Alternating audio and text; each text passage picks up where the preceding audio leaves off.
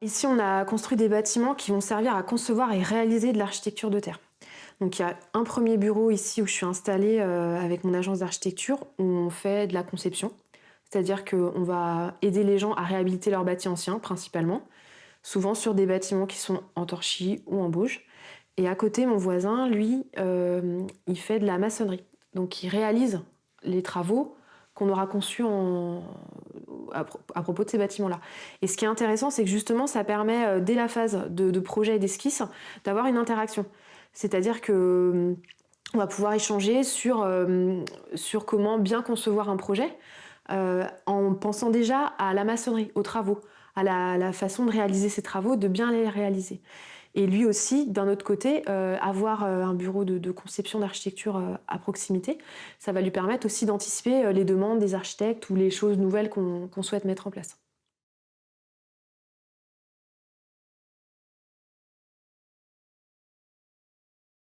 Mais en fait, la petite histoire, c'est que mon voisin, donc, qui s'appelle Ghislain Metz, il est venu me voir, on avait déjà travaillé ensemble. Il me dit: «Tiens, j'aimerais bien construire mes locaux professionnels. Il y a un terrain qui m'intéresse bien à Saint-Germain, ça pourrait être sympa». Et on a commencé à y réfléchir comme ça, bon, c'était une idée un petit peu folle. Et puis finalement, bah oui, mais le terrain est très grand, il reste un morceau. Je me dis: «Bah, je pourrais peut-être aussi, moi aussi, construire mes bureaux». Finalement faire mes locaux à côté. Et donc ça a commencé comme ça, c'est-à-dire on s'est dit bah pourquoi pas travailler ensemble sur ce projet de conception dès le début, puisque lui il était client, donc c'est-à-dire maître d'ouvrage, et moi je me suis dit bah au début je me voyais que comme le maître d'œuvre et le concepteur, et au final je me suis dit bah pourquoi pas aussi être client et pourquoi pas être maître d'ouvrage. Donc on a dès le début eu cette double casquette. Et ça a permis aussi de s'entraider, de se motiver. Moi, au début, j'étais un petit peu incertaine. Finalement, je suis rentrée à fond dans le projet et à un moment donné, c'est peut-être moi aussi qui ai poussé pour que ça se fasse. Et il y a eu comme ça un échange de motivation et d'enthousiasme qui s'est fait au début, qui a permis de porter le projet. Pour la partie administrative et les financements, enfin, on a trouvé des solutions. Et puis, d'un autre côté, au moment de la conception, on a vraiment travaillé ensemble. C'est-à-dire que, par exemple, les murs ici du bâtiment sont tous conçus sur la taille des banches de Ghislain. Alors, ça paraît être anecdotique, mais sur le chantier, ça facilite énormément les choses. C'est-à-dire que les murs, ils sont calibrés pour que ça soit simple, efficace et facile à construire. Donc ça a permis de faciliter la mise en œuvre du chantier. Et plein de petits détails comme ça qu'on a essayé d'anticiper. Bon, on n'a peut-être pas tout réussi, mais en tout cas, on a essayé de faciliter la mise en œuvre en faisant de la conception, ce qu'on appelle de la conception intégrée. C'est-à-dire qu'on va inclure dès le début de la conception l'entreprise spécialisée. Alors qu'en général, ils arrivent tout à la fin quand tout est dessiné et qu'on se rend compte que ça coince. Donc ça nous a permis en amont cette double casquette de faciliter notre chantier et notre conception, et également de créer une dynamique et une énergie. On a pu après inclure un bureau d'études thermiques, ensuite on a inclus la partie charpente où le charpentier également a pu faire des propositions. Et on a comme ça développé un projet. C'est sur 2 parcelles distinctes, c'est 2 maîtres d'ouvrage distincts, mais il y a une cohérence dans l'organisation.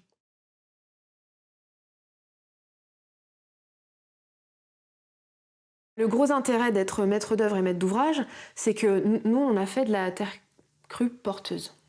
C'est tout. On a fait notre dimensionnement avec Ghislain. On a décidé de l'épaisseur des murs par rapport à l'élancement.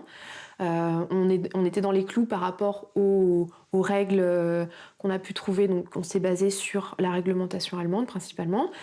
Et donc, on était dans les clous. Donc, on a décidé, on a pris le risque de construire des murs porteurs en terre. Et ça, c'est une décision qu'on a prise parce que on avait confiance dans notre matériau, on a confiance dans notre conception, et qu'on est en même temps maître d'ouvrage et maître d'œuvre. Que d'un côté, moi, j'ai mon assurance décennale en tant qu'architecte, et de l'autre côté, Ghislain a son assurance aussi décennale en tant que maçon. Et on s'est basé sur la technique dite traditionnelle de la bauge. On a énormément d'exemples autour de nous de bâtiments qui sont bien plus hauts et bien plus d'envergure qu'ici le nôtre, et ça nous a donné confiance dans notre technique. Et ça, c'est sûr que cette liberté-là, on l'a pas toujours avec des clients privés, encore moins avec des clients publics, où il faut toujours convaincre le bureau d'études, justifier, alors on sait qu'on a peu de documents normatifs en France, et leur dire, bah voilà, on va aller chercher les normes allemandes, vous ayez confiance, vous inquiétez pas. Bah, c'est un peu difficile, des fois avec des ingénieurs, qui ne connaissent pas le matériau. Alors qu'ici, on a pu passer cette étape-là de la question de la confiance.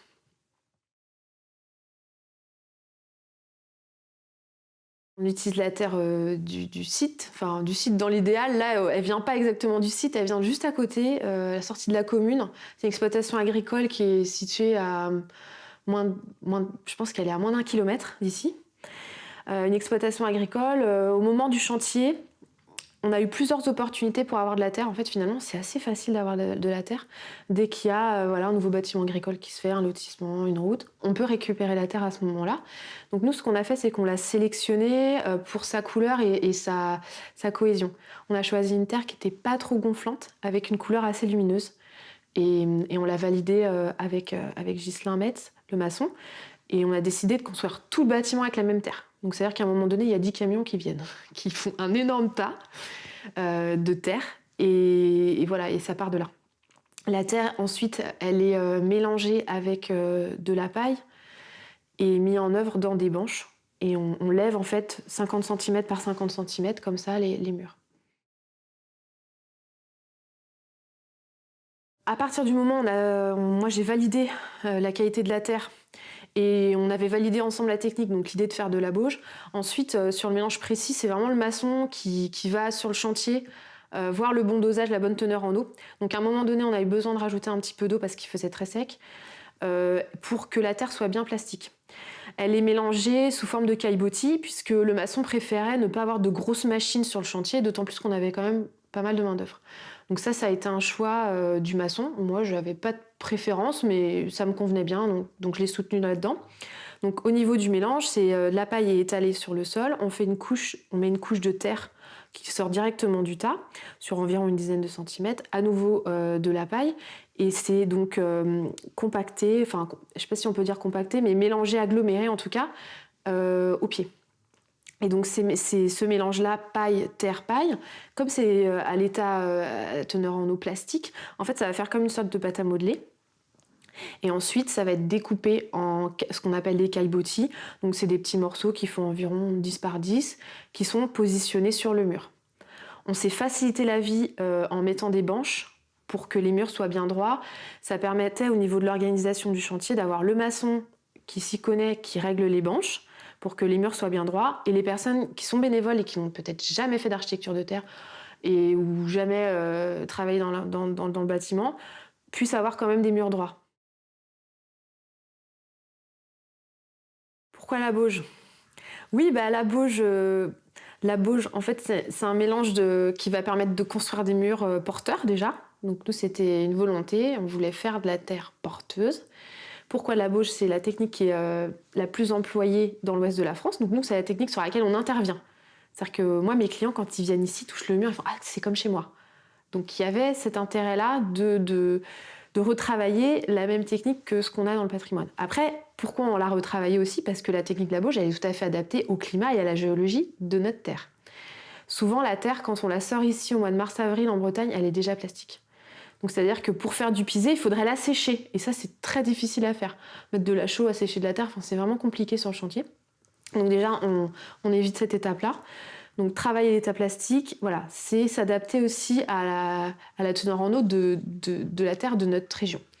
Ensuite, on a très souvent une terre qui est très argileuse et qui présente peu de cailloux.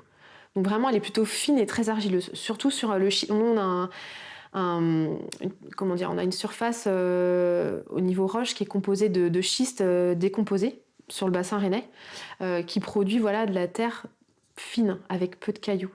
Et ça, cette terre-là, on la mélange avec des fibres et ça fonctionne bien. C'est-à-dire qu'on ne peut pas l'utiliser telle qu'elle, juste entre les branches, ça a tendance à faire trop de fissures. Donc on est un peu obligé de ramener des fibres. Donc obligé de ramener des fibres puisque la terre, elle est plutôt fine et argileuse. En plus d'avoir une teneur en eau plastique, bah, du coup on arrive assez facilement à la technique de la bauge. Ça paraît être la plus adéquate par rapport à notre contexte. Donc sur le bâtiment, on a deux types de revêtements de surface. On a un enduit classique, un enduit monocouche en terre, qui est utilisé sur les doublages et aussi sur la salle de réunion.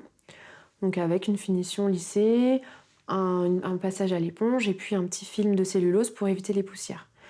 Donc ça, c'est une finition bien lisse, bien propre qu'on a voulu mettre sur la salle de réunion et qui va nous permettre de montrer à nos clients voilà, ce que ça donne un enduit en terre.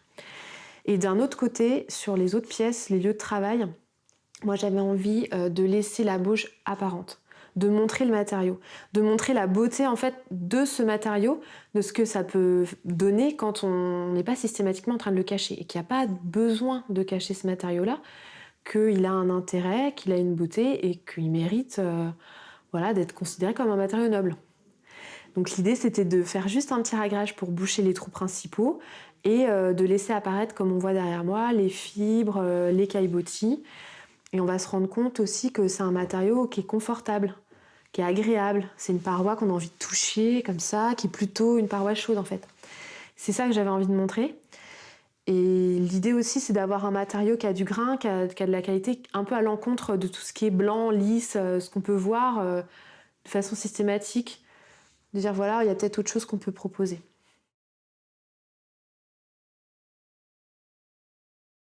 Pourquoi je trouve que la construction en terre crue, c'est intéressant? En fait, je dirais plutôt que je trouve ça ahurissant qu'on fasse autrement. Ce que je veux dire, c'est que on a pendant des millénaires utilisé les ressources locales pour construire, donc ce qu'on avait sous la main. Ici, par exemple, en Bretagne, c'est le chêne, la terre et la pierre. Et ça servait à construire tout. Et on avait des architectures qui étaient magnifiques. Après, c'est sûr qu'aujourd'hui, on veut des usages plus confortables, mais on peut le faire. On peut adapter les usages et avoir des bâtiments très confortables avec ces trois matériaux-là. Moi, ce que je trouve ahurissant, c'est pourquoi on fait autrement. Quel intérêt d'aller chauffer à des milliers de degrés des cailloux pour faire des maisons avec des résistances à la compression qui sont dignes de ponts, quoi. Et dépenser énormément d'énergie tant à la construction que à la déconstruction ensuite. Ici, on est sur un matériau qui est extrait et qui ne nécessite aucun chauffage, qui est extrait juste à côté. Et quand, voilà, j'en sais rien, quand le bâtiment aura fini sa vie, ça redeviendra un tas de terre. Donc pourquoi l'architecture de terre, je dirais, mais pourquoi on a arrêté d'utiliser? C'est surtout ça la question. Moi, j'espère juste que ce matériau-là, rien qu'en France, on sait déjà qu'on a plus de 2 millions en fait, de bâtiments qui sont déjà construits comme ça. Ce que je voudrais juste, c'est léguer un patrimoine à mes enfants, à ma fille, qui soit en architecture de terre. Moi, j'ai la chance d'intervenir sur un patrimoine d'architecture de terre où voilà, on intervient, on fait de la réhabilitation, on change les usages, on améliore des maisons. Et c'est génial parce que c'est facile, ça se passe bien, on fait pas de déchets. La question que je me pose, c'est dans 50 ans, dans 60 ans, les architectes, ils vont faire quoi sur le patrimoine en parpaing et en laine de verre? Ça va être très polluant à déconstruire, c'est difficile à transformer. Moi, ce que je voudrais juste, c'est que l'architecture de terre retrouve sa place, la place normale qu'elle n'aurait pas dû perdre, que ça corresponde peut-être à un quart, à la moitié des constructions neuves, qu'on crée un patrimoine facile ensuite à léguer et à entretenir à nos enfants.